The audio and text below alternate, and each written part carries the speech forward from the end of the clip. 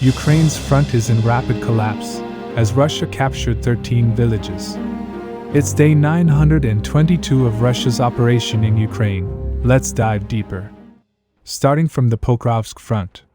Since our last report, Russian forces have made significant progress. Situation for Ukraine is very bad, as they are not able to stop the Russian advance. If this continues, then it can collapse several Ukrainian fronts.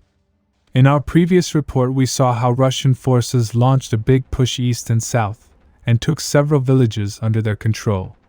Since then, they were able to carry their momentum further, and have captured a huge amount of areas from Ukrainian forces. In last week, these two were their main axis of attacks. As I have said in my previous report, after the loss of this defense belt, Ukraine does not have a densely built defense till Pokrovsk. And Russia successfully used this against them. In several of last week's attacks, they usually bypassed the trenches and threatened them with encirclement, forcing Ukrainian forces to withdraw. Now let's see how Russians advanced on this front in the last couple of days. Let's start from Western Axis. In our last report, the front line on this front was like this, as Russian forces were fighting near the mine and attacking the Ukrainian trenches network around here. However, as Ukrainian resistance was high, they decided to bypass these strong points and attack it from two directions. So they quickly captured this area east of Maryinka. This gave them the opportunity to attack both of these strong points from two directions. And it worked perfectly, as they captured the Ukrainian strong point east of Avdiivka. After which they also launched attack from Avdiivka, in order to capture this open fields. It was reported they were able to take this area in a few hours. In the meantime, their other units launched an attack on the town itself. As a result, they were able to enter the town from two directions. Without wasting any time, they quickly launched another push with reinforcements. This resulted in them capturing this area. Now they started pushing along the road, and also continued to attack from Zaporizhzhia. In the next couple of days, Ukrainian forces were not able to stop the Russians, and withdrew from the town. As a result, it came under Russian control. Meanwhile, at the mine, even after developing their northern flank, they were finding it hard to enter the mine. However, their next advance on the southern axis would massively help them. Russian advance on the southern axis was massive, as they perfectly maneuvered and kept constant pressure on Ukrainian forces. In our last report, the front line was something like this, as we saw Russian forces were attacking Ukrainians in this area from several directions.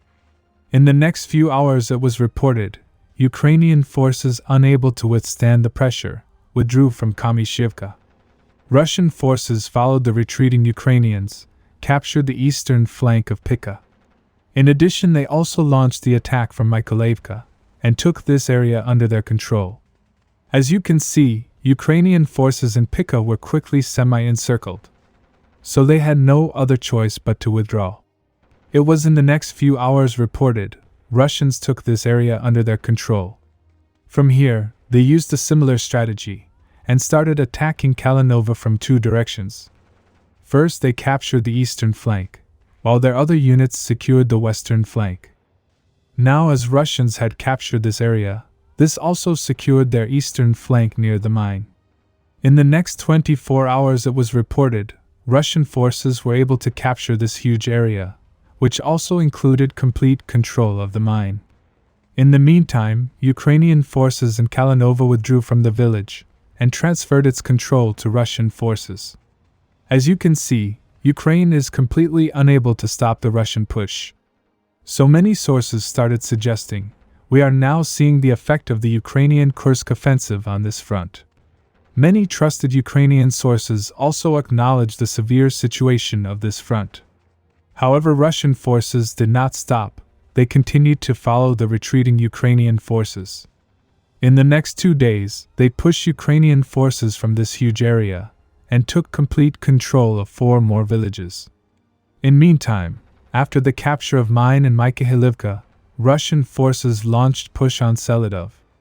Some of you may recall, this town has acted as a temporary deployment point for several Ukrainian brigades. However, as per today's report, Russian forces have taken the entire eastern part under their control. In addition, at the northern flank, Russia also found some success. In last week, they were able to take complete control of Avdiivka, Mykolaiivka, and Krasnaya Yar. As you can clearly see, Russia had significant success in the last several days, as they captured around 13 villages. The Ukrainian command, slowly realizing its mistake, has sent their elite assault brigade to this front. However, looking at the current situation, one brigade is unlikely to make any difference. Subscribe for more frontline updates. Let me know your thoughts in the comments down below.